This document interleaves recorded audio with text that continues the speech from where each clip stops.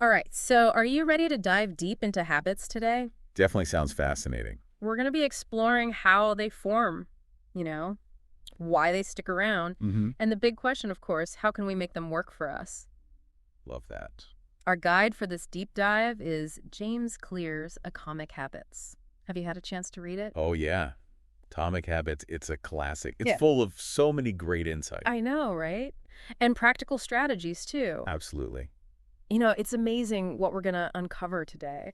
Like, did you know that just making a 1% improvement each day can lead to some seriously impressive results over time? Yeah, the power of small changes, right? Exactly. It's all about consistency.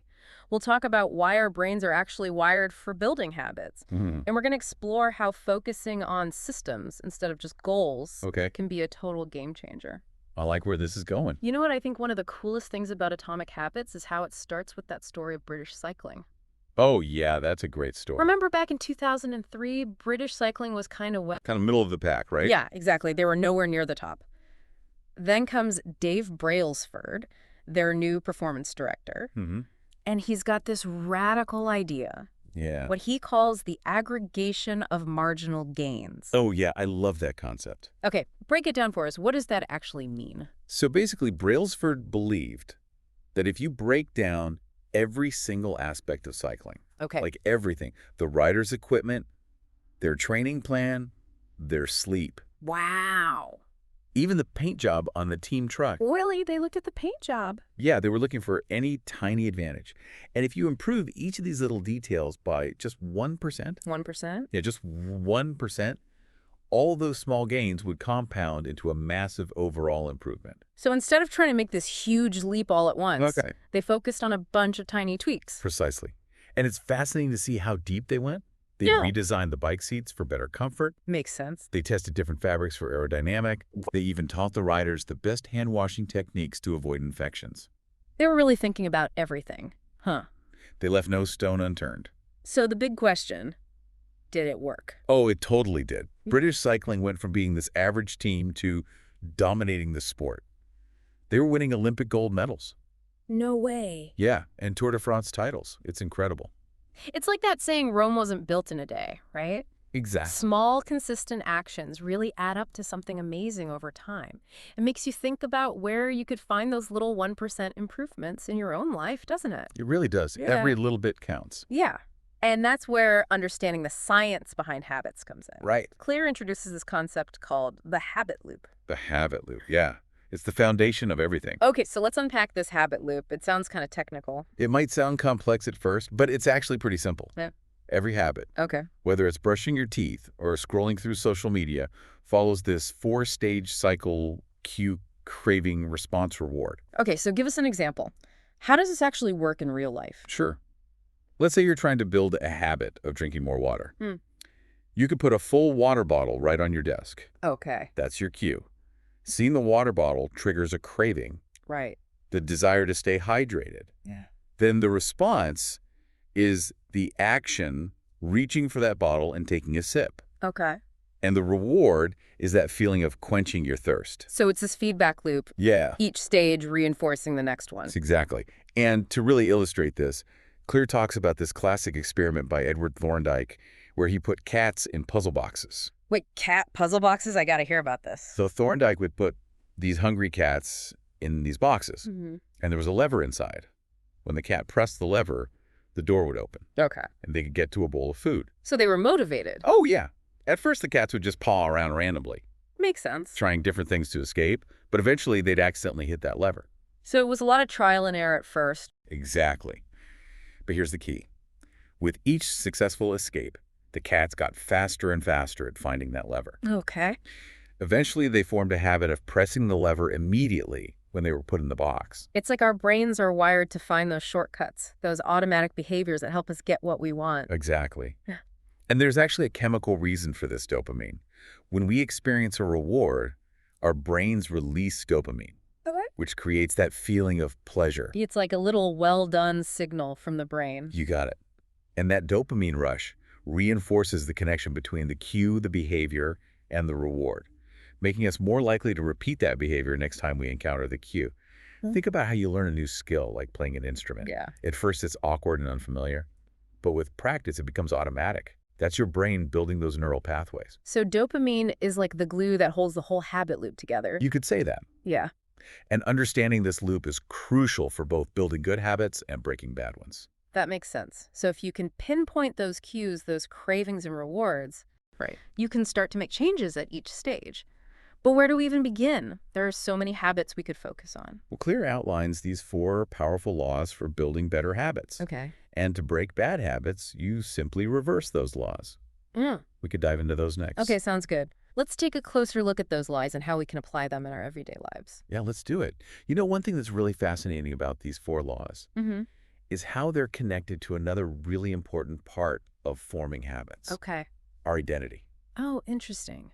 Tell me more about this connection between identity and habits. Well, Clear argues that to really change your behavior, Yeah. you don't just start by changing what you do, Okay.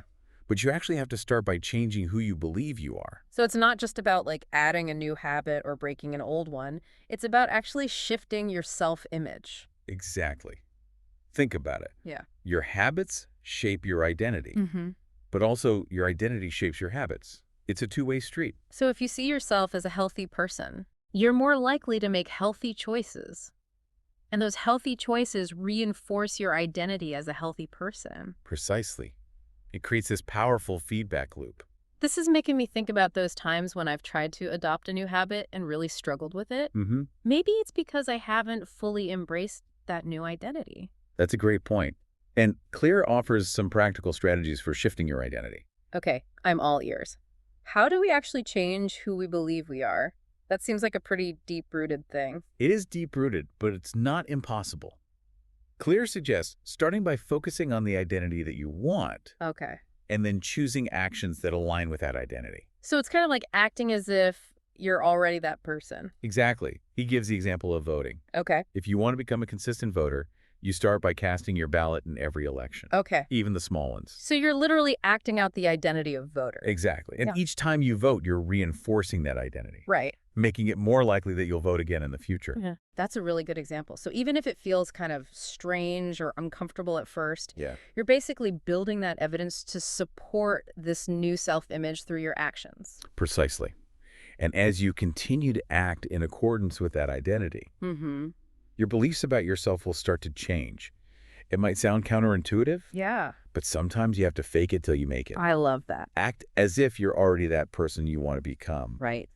And eventually your beliefs will catch up to your actions. It's like laying down a new path in your brain, step by step. Exactly. But remember, this shift in identity doesn't mean you have to be super rigid or inflexible. Okay. In fact, Clear emphasizes the importance of not getting too attached to just one version of your identity. So we need to be open to growth and evolution. Absolutely. Yeah. As we learn and grow, our identities naturally evolve. He uses the example of someone who used to bite their nails, Okay. a habit that's really hard to break. Oh, yeah. I know people who've struggled with that. It's really common. Yeah. But this person was finally able to stop biting their nails when they started getting manicures. Interesting. So it wasn't about willpower or finding the right technique. It Right. was about a shift in identity. Exactly. Getting manicures made them feel proud of their nails. Okay. And they didn't want to damage them anymore. Yeah. Their identity shifted from nail biter Yeah. to someone who takes care of their nails. That's such a good example of how a seemingly superficial change Yeah, can actually trigger a much deeper shift in self-perception. absolutely. And it really reinforces that idea of focusing on who we want to become, not just what we want to do. I agree. It's about aligning your actions with your aspirations. Exactly. Now let's revisit those 4 laws of behavior change. Okay, those were make it obvious, make it attractive, make it easy, and make it satisfying, right? You got it. Yeah. And what's interesting is that you can use these laws to both build good habits and break bad ones. So it's like a double-edged sword for behavior change. Exactly. For example, we talked about making good habits obvious by strategically placing cues in your environment. Right. Well, the flip side of that is making bad habits invisible. Okay. If you're trying to cut back on social media, hide those apps in a folder on your phone, Yeah. or log out of your accounts. It's like that saying, out of sight, out of mind. Precisely. And for making good habits attractive, think about how you can make bad habits unattractive. Okay. Imagine you're trying to quit snacking late at night. Instead of focusing on how good those chips taste, try reminding yourself how sluggish and bloated you'll feel afterwards. Oh, that's a good one. It's about shifting the focus from that immediate pleasure Right. to the long-term consequences. It's about being honest with yourself about the downsides of those bad habits. Exactly. Yeah. And when it comes to making good habits easy and bad habits difficult, Yeah. we've already talked about optimizing your environment. Have your workout clothes ready to go or your healthy snacks prepped in advance. It's all about reducing that friction, making those good choices the easy choices. Exactly. And the flip side is making those bad choices harder. Okay. Clear shares this story about a guy who wanted to break his social media addiction. Oh, He actually had his assistant change the passwords on all of his social media accounts every Monday, wow. and he wouldn't get the new passwords until Friday. That's dedication. But it sounds like it worked. It did. He found that once those apps were inaccessible, he didn't even miss them as much as he thought he would. Interesting. It's amazing how adaptable our brains can be. That's a great story. And finally, we have making good habits satisfying and bad habits unsatisfying. Right. We talked about the power of positive reinforcement, those little rewards that help cement those good habits. Yeah. But you can also make bad habits less satisfying through accountability. Okay. Think about having a workout buddy or Right. joining a support group. It's about having people to cheer you on and hold you accountable. Exactly. Mm-hmm. But Clear takes it a step further with this idea of a habit contract. Yeah. Remember we talked about putting some skin in the game. Yeah. It's about making a commitment and having something to lose if you don't follow through. That makes sense. By adding a social or financial cost to bad behavior, you make it way less appealing. Right. It's about making the pain of bad habits outweigh the pleasure.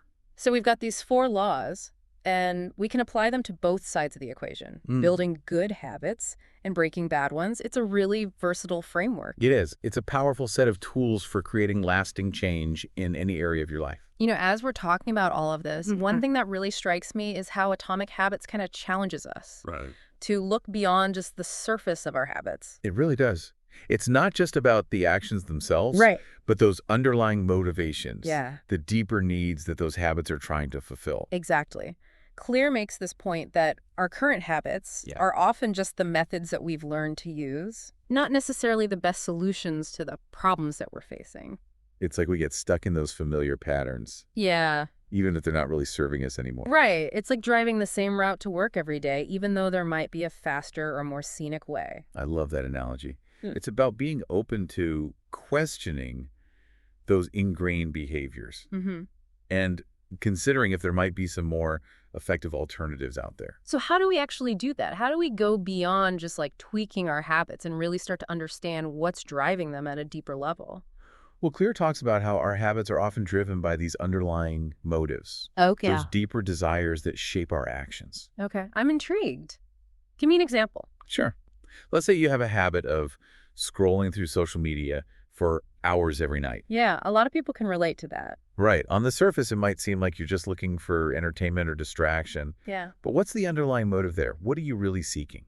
Maybe it's a need for connection or a desire to feel validated. Or maybe even just to escape from boredom. Exactly. You might be seeking social approval or trying to numb out some uncomfortable feelings. So it's not about judging the habit itself, Right. but really trying to understand that deeper need that it's trying to fulfill. Precisely. And once you identify that underlying motive, Yeah. you can start to explore other habits Okay.